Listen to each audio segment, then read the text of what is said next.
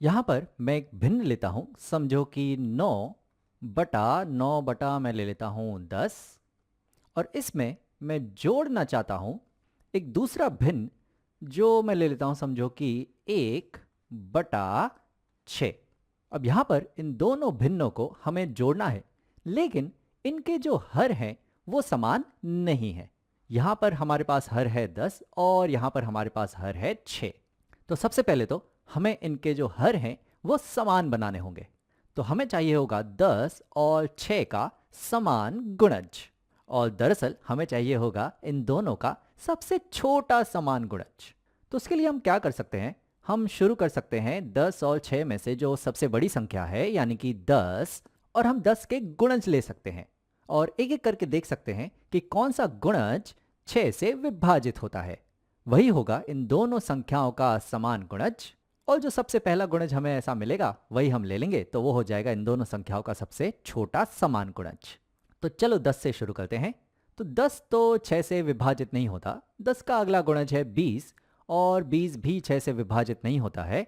अगला गुणज है 30, और 30 6 से विभाजित हो जाता है कि 30/6 होते हैं 5।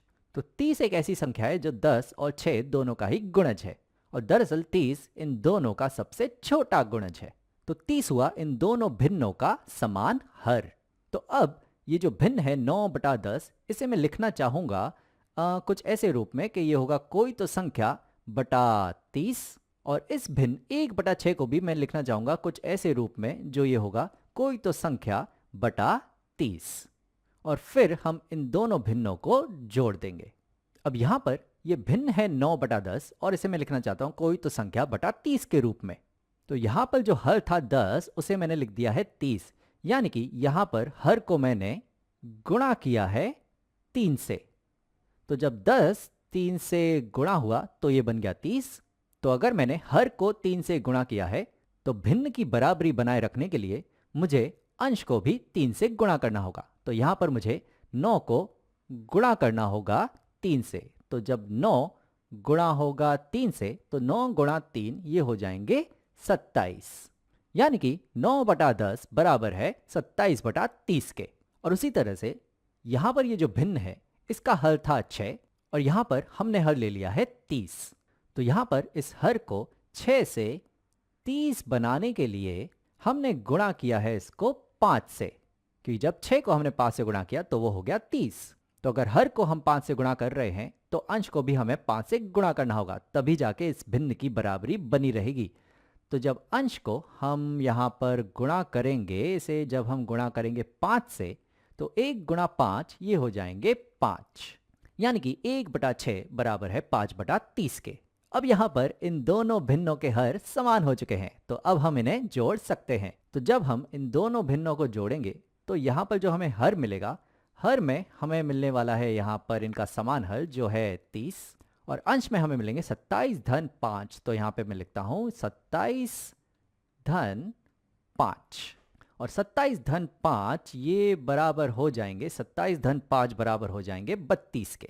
तो यहाँ पर आ जाएगा 32/30, और 32 और 30 दोनों ही 2 से विभाजित हो जाएंगे। तो 32/2 होंगे 16, और 30/2 होंगे 15, यानी कि ये भिन्न दरअसल बराबर है 16/15 के।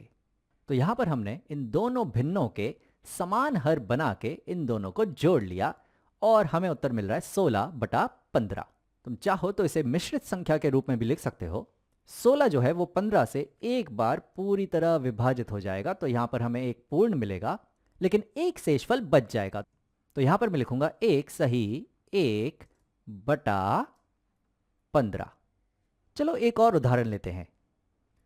तो अगले उदाहरण के लिए मैं यहां पर भिन्न लेता हूं, समझो कि 1/2, और उसमें हम जोड़ते हैं समझो कि 11/12। तो यहां पर भी इन दोनों भिन्नों के हर अलग अलग हैं, ये समान नहीं है। तो पहले हम इनके हर को समान बनाएंगे। तो यहां पर है हमारे पास 2, और यहां पर है हमारे पास 12।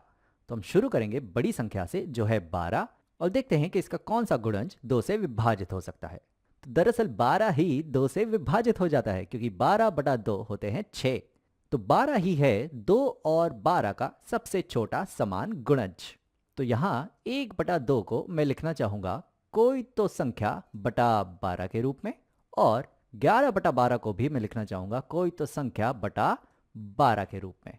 अब यहाँ पर हमारे पास हल था 2, जिसे हमने बना दिया है 12, यानी कि यहाँ पर हमने गुणा किया है 2 को 6 से, तो ये बना है 12। तो यहाँ पर अंश को भी हमें 6 से गुणा करना होगा, तो 1 गुणा 6 ये हो जाएंगे 6, यानी कि 1/2 बराबर होते हैं 6/12 के। और यहाँ पर हमारे पास हल था 12, जिसे हमने यहाँ पर 12 ही रहने दिया, तो सीधी सी बात है कि अंश को भी यहाँ पर हम 11 की जगह 11 ही रहने देंगे। तो इस भिन्न को हमने बदला नहीं है। अब इन दोनों ही भिन्नों के हर समान हो चुके हैं, तो चलो इन्हें जोड़ लेते हैं। तो जब हम इन्हें जोड़ेंगे तो यहाँ पर जो हमें हर मिलेगा वो हमें समान हर ही मिलेगा, जो है यहाँ पर 12, और अंश में ये दोनों अंश जुड़ जाएंगे, तो ये होगा 6 धन 11। तो यहाँ पर मैं लिखता हूँ 6 धन 11, और 6 धन 11 ये होते हैं 17, तो यहाँ आ जाएगा 17/12।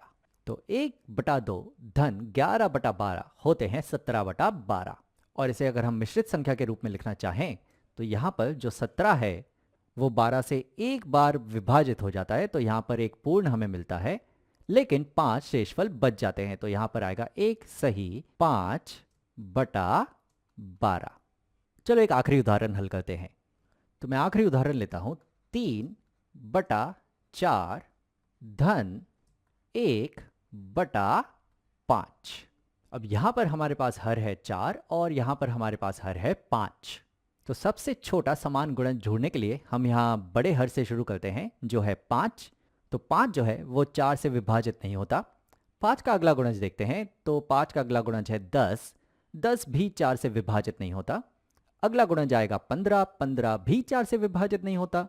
अगला गुणज आएगा 20, और 20 4 से विभाजित होता है। 20/4 होते हैं 5। तो यहाँ पर जो समान हर है वो हम लिख सकते हैं 20। तो यहाँ पर इस भिन्न को मैं लिखना चाहूँगा कोई तो संख्या बटा 20 के रूप में, और इस भिन्न को भी मैं लिखना चाहूँगा कोई तो संख्या बटा 20 के रूप में। अब यहाँ पर हल था 4, जिसे हमने लिख दिया है 20।